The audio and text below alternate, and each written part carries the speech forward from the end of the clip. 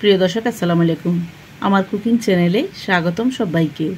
তো ভিউয়ার্স, আজ আমি আপনাদেরকে রান্না করে দেখাবো হচ্ছে বিফ কষা মাংস। এই বিফ কষা মাংসটা রুটি, পরোটা, ভাত, পোলাও, নান রুটির সাথে খেতে কিন্তু খুবই মজা লাগে।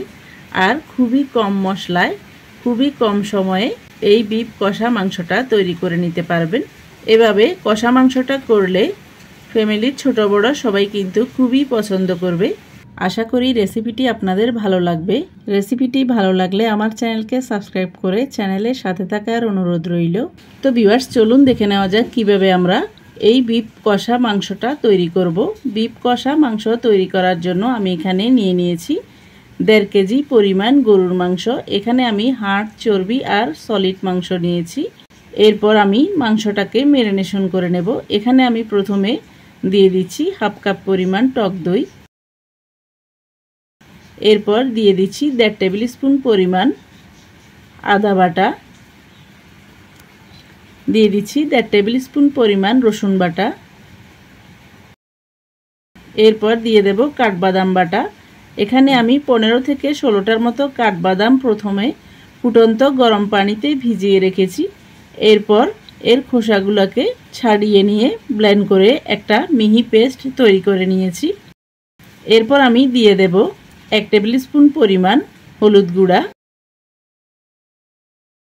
দিয়ে দেব 1.5 টেবিল স্পুন পরিমাণ মরিচ গুঁড়া।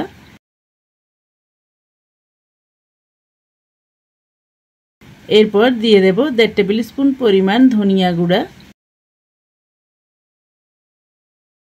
দিয়ে দেব 1.5 টেবিল স্পুন পরিমাণ জিরার গুঁড়া।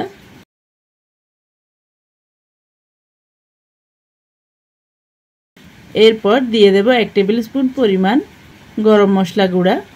এরপর দিয়ে দেব 2 টেবিল স্পুন পরিমাণ টমেটো সস।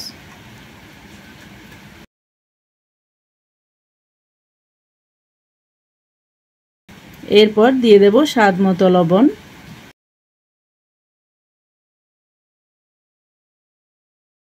এরপর আমি সবগুলা মশলা মাংসের সাথে ভালো করে মেখে নেব।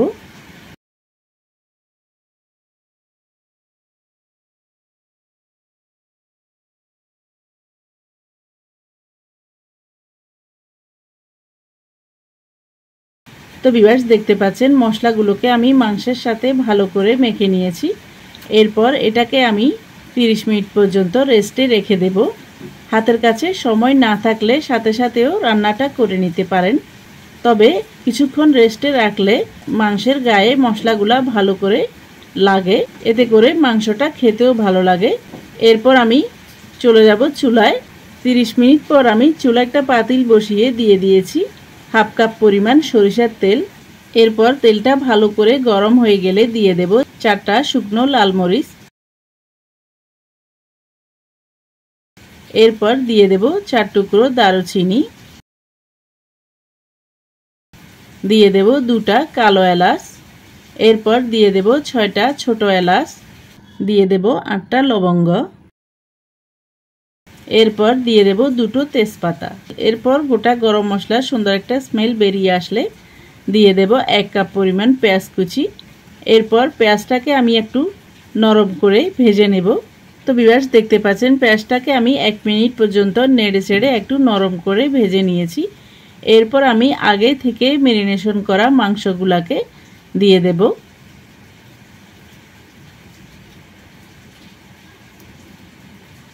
এরপর মশলাগুলোকেও ভালো করে কেচে আমি মাংসের উপরে দিয়ে দিলাম। এরপর মাংসগুলোকে আমি নেড়ে চেড়ে 2 থেকে 3 মিনিট পর্যন্ত এভাবে তেলের উপরে কষিয়ে নেব।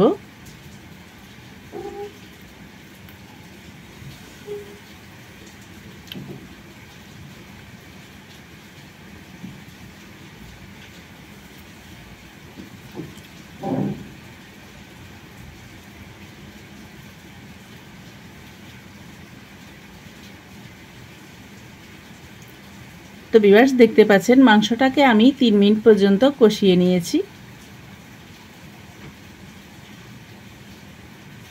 এরপর আমি এটাকে ঢেকে দিয়ে চুলার আঁচটাকে একদম নিভু নিভু আঁচে রেখে মাংসটাকে সেদ্ধ করে নেব। ফিরে আসলাম মাংসটা সেদ্ধ হওয়ার পর। এখানে আমি ৪৫ মিনিট পর্যন্ত মাংসটাকে সেদ্ধ করে নিয়েছি। এরপর আমি আপনাদেরকে দেখিয়ে দিচ্ছি নেড়ে ছেড়ে। দেখতে পাচ্ছেন মাংসের কালারটা একদম চেঞ্জ হয়ে গেছে আর মাংসটাও মোটামুটি সেদ্ধ হয়ে গেছে। এরপর আমি এখানে দিয়ে দেব ১ কাপ পরিমাণ ফুটন্ত গরম পানি। এরপর গরম পানিটা দিয়ে ভালো করে নেড়ে চেড়ে মাংসগুলোকে মিক্স করে নেব। এ পর্যন্ত মাংসটা কিন্তু আমাদের হাফ সেদ্ধ হয়েছে। এই পানিটা দিয়েই আমি বাকি সেদ্ধটা করে নেব, তাহলেই কিন্তু আমাদের মাংসটা একদম পারফেক্টভাবে সেদ্ধ হবে আর নরম তুলতুলে হবে।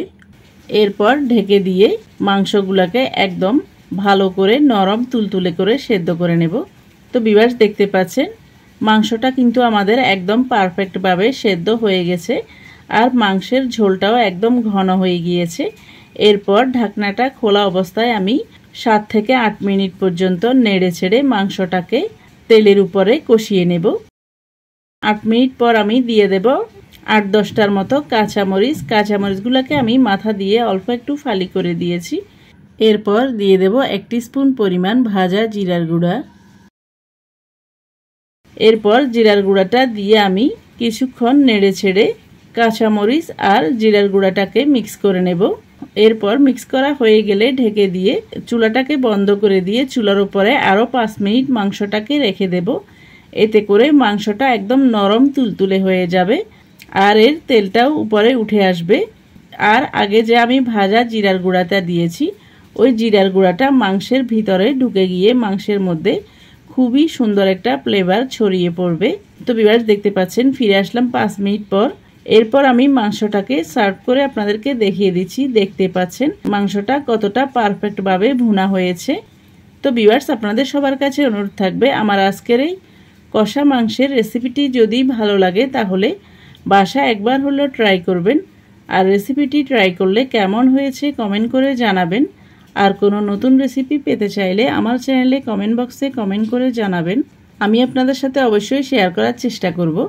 তো ভিউয়ার্স আবারও আমার রেসিপিটি ট্রাই করার অনুরোধ জানিয়ে আমার চ্যানেলকে লাইক, কমেন্ট, শেয়ার ও সাবস্ক্রাইব করার অনুরোধ জানিয়ে আজকের মতো এখানে বিদায় নিচ্ছি।